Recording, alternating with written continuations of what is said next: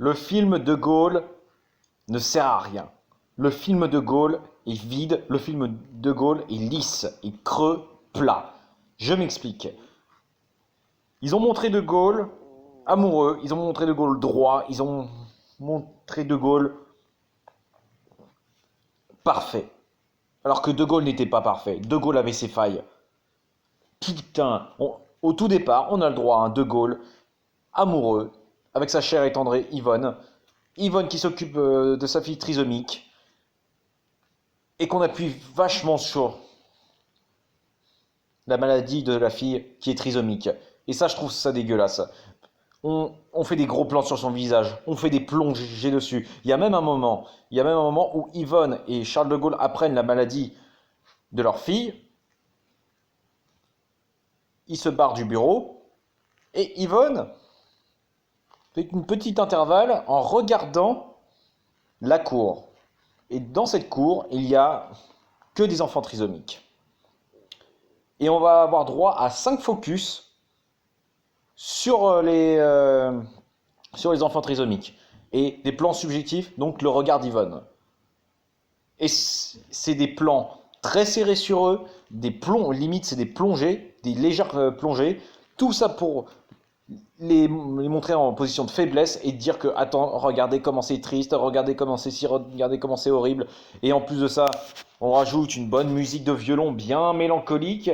Putain, il y a que... Ah ouais, tiens, en parlant de ça, il n'y a que des musiques de violon dans ce film. L'originalité, il y en a zéro, quoi. Il y en a vraiment zéro. C'est le réalisateur le moins inspiré que j'ai vu de ma vie, quoi. Enfin, au moins de cette année. Cette année, c'est vraiment l'un des réalisateurs les moins inspirés. Hormis quelques scènes plutôt intéressantes. Après, je dis pas, il y a quand même un certain esthétisme comme sur certaines scènes. Il veut montrer surtout la silhouette de De Gaulle, donc il le filme surtout à contre-jour. Ce qui fait qu'on reconnaît très bien la silhouette de De Gaulle quand il filme Lambert Wilson. D'ailleurs, petit aparté, Lambert Wilson se débrouille très bien. Point positif, c'est que il n'a pas trop joué sur ses effets de voix, et il joue surtout sur ses effets de voix quand il parle à la radio, parce qu'avant tout, ce qu'on connaît de Gaulle, c'est un homme de scène, c'est un homme de théâtre, enfin pas de théâtre, mais bon, vous m'avez compris, c'est un homme de scène, donc on ne connaît que l'homme de scène, donc ça ne servait à rien de faire des effets de voix et de faire « Je vous ai compris, Ivan, je vous ai compris ». Ça aurait été complètement grotesque et limite caricatural. Mais bon, ça n'empêche que Charles de Gaulle est lisse et complètement parfait. Et je trouve qu'il manque tellement d'épaisseur et tellement de... Il manque trop de choses à ce personnage pour que j'y croie complètement.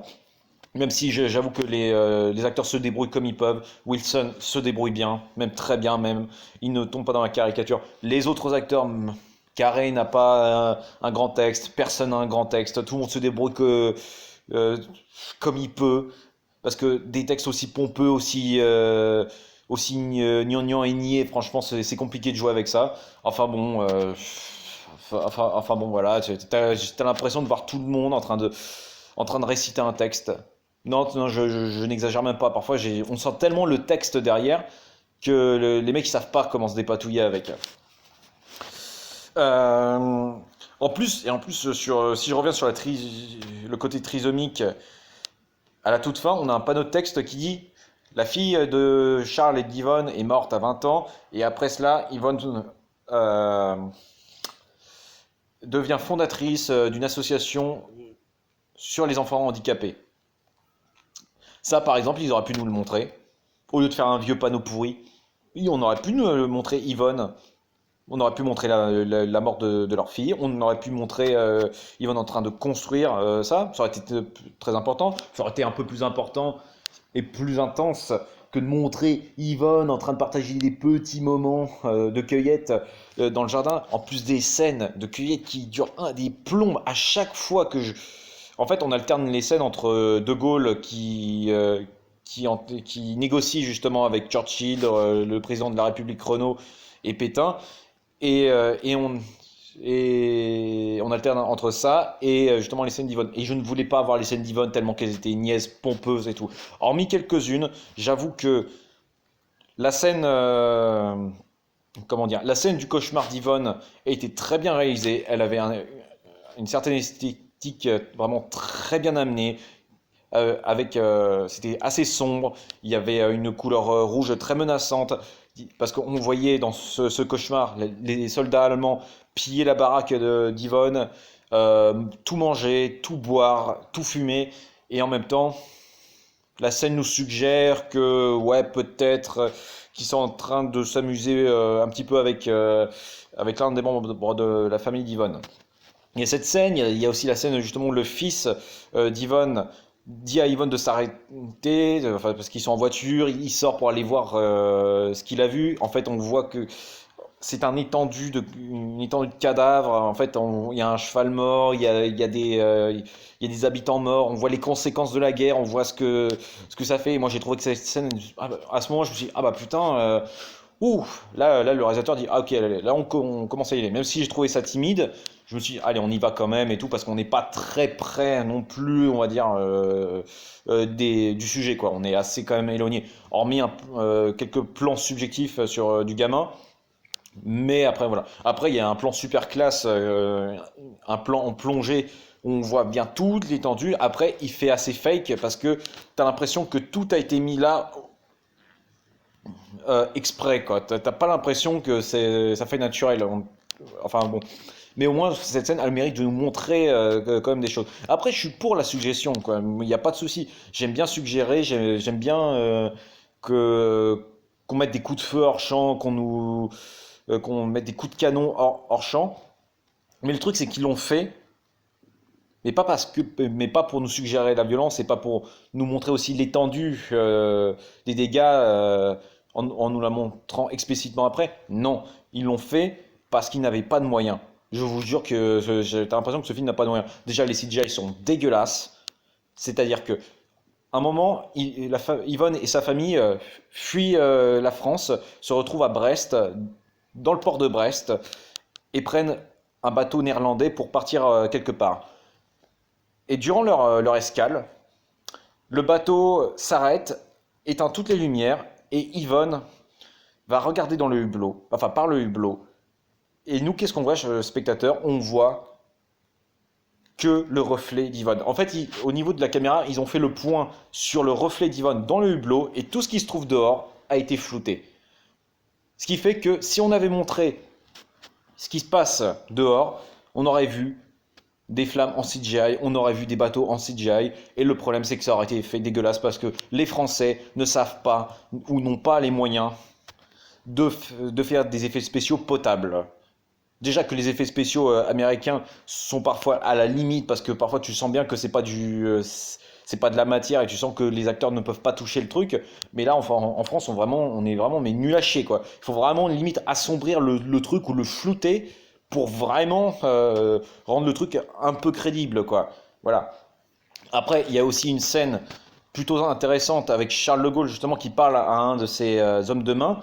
Il se retrouve, c'est au tout début, il se retrouve sur un champ de bataille après une bataille et il est en train de faire le débrief du combat. Ils ont gagné le combat et il est optimiste et il veut continuer le combat. Il veut une nouvelle stratégie et tout. Et c'est un long travelling. Je me suis dit putain, waouh, là on va voir grâce à ce travelling, ça va mettre en valeur De Gaulle et ça va mettre en valeur son côté militaire, ça va mettre son charisme, ça va me montrer autant de choses. Mais non, non, non, non. Le reste, y a que ce moment qui est assez intéressant en termes de mise en scène parce que il y a de la fumée il y a de la fumée de partout.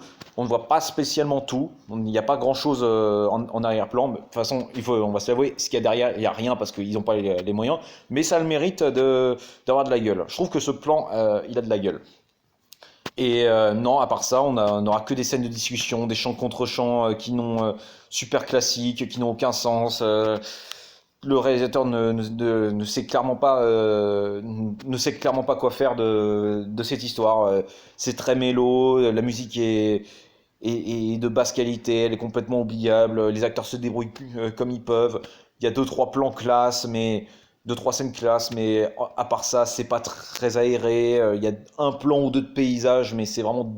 Ils sont jolis, mais ils ne servent pas à grand chose. C'est des plans où on se trouve sur des côtes, mais voilà, ils servent juste là pour faire joli. Et encore eux qui sont là parce qu'on respire un petit peu, parce que parfois c'est tellement serré que. En plus, parfois c'est des plans serrés, alors qu'il ne se passe rien dans cette scène. Si c'était des plans serrés ou très claustrophobiques, comme dans le film Les Heures Sombres, où on voit un Churchill qui se retrouve enfermé dans son bunker ou s'enferme volontairement dans son bunker. Là ça aurait plus de sens. Mais là, De Gaulle, à aucun moment, tu as l'impression qu'il est vraiment en, en danger, qu'il est vraiment en doute. À part où il y a un compte à rebours à la fin avec son fameux discours, où où toute la nuit il écrit son discours, il fait des ratures, il raye, il déchire ses feuilles, il les balance, il réessaie et tout. Et ensuite, il y a un petit compte à rebours parce qu'il doit absolument balancer son discours au petit matin. Après, il doit faire recopier justement à la machine à écrire son texte. Enfin bon, c'est vraiment des. Mais ça reste quand même trop léger en fait. C'est ça le problème, ça reste trop léger. Et ça me fait chier parce que c'est un film qui aurait pu être puissant, c'est un film qui aurait vraiment pu... euh, parce que j'adore le cinéma français, je veux que le cinéma français soit au niveau des Américains. Mais le problème, c'est que la France n'a pas de couilles et n'a pas envie de faire autre chose que des comédies françaises pourries. Et le problème, c'est que les producteurs, ils ont raison, parce que les comédies françaises, elles marchent, elles font 3 millions, 4 millions, 2 millions, et des films de guerre, des biopics ou des films d'auteurs, de vrais réalisateurs ne font que 500 000, voire à peine 1 million. C'est pour dire à quel point les mecs ils mettent le paquet sur les comédies parce qu'au moins ils vont dire ah bah tiens ça va faire venir toute la famille, ils vont passer un bon moment, le divertissement, tout ça. Bah ouais, le truc c'est que on a des bons réalisateurs mais qui ont des sujets pourris. Voilà, et qui font pas des trucs à grand spectacle. Si on faisait des choses avec des sujets profonds, mais avec un grand spectacle, là le cinéma français irait beaucoup mieux. Mais malheureusement, avec tout ce qui se passe, ça ne présage rien de bon. Après, il y a des réalisateurs français qui sont bons, il y a des auteurs, mais pour l'instant c'est trop faible justement pour qu'on concurrence justement le cinéma américain qui nous dévore de plus en plus. Et j'en suis dégoûté, très clairement. Parce que dès qu'il y a un film français qui m'interpelle, j'ai envie d'aller le voir. Parce que, s'il vous plaît, allez voir le cinéma français. N'allez pas voir que du cinéma américain. Je dis pas qu'il faut arrêter de voir le cinéma américain. Faut aller voir, faut tout aller voir. Faut aller voir du cinéma espagnol, faut aller voir les Allemands, faut aller voir du cinéma coréen, du cinéma asiatique, tout. Faut tout aller voir. Mais il faut pas condamner le cinéma français. N'allez pas voir les comédies françaises. Il faut juste boycotter les comédies françaises, hormis quelques-unes, vraiment hormis quelques-unes. Mais vraiment, si c'est un bon réalisateur aux commandes, si il n'y a pas un bon réalisateur, n'allez pas voir ce genre de film. Mais en France, on est capable de beaucoup plus. Ça, j'en suis sûr. Et voilà quoi. Donc voilà, pour tout ça pour dire que De Gaulle, je trouve que c'est un gâchis. Il n'est pas spécialement mauvais, c'est juste un film oubliable. Il n'est pas détestable, mais voilà, je sais que certaines personnes l'ont aimé parce que les gens veulent voir un De Gaulle comme ça. Moi perso, j'ai pas envie de voir un De Gaulle comme ça. Moi, j'ai envie qu'on nous dise un petit peu la vérité de temps en temps. Voilà, tout en nous distrayant. Mais bon, si le cinéma français veut tout le temps faire des films longs et chiants, sans péripéties, sans divertissement, bah voilà, quoi. Qu'on se plaigne pas, nous les Français, d'avoir du cinéma pourri, quoi.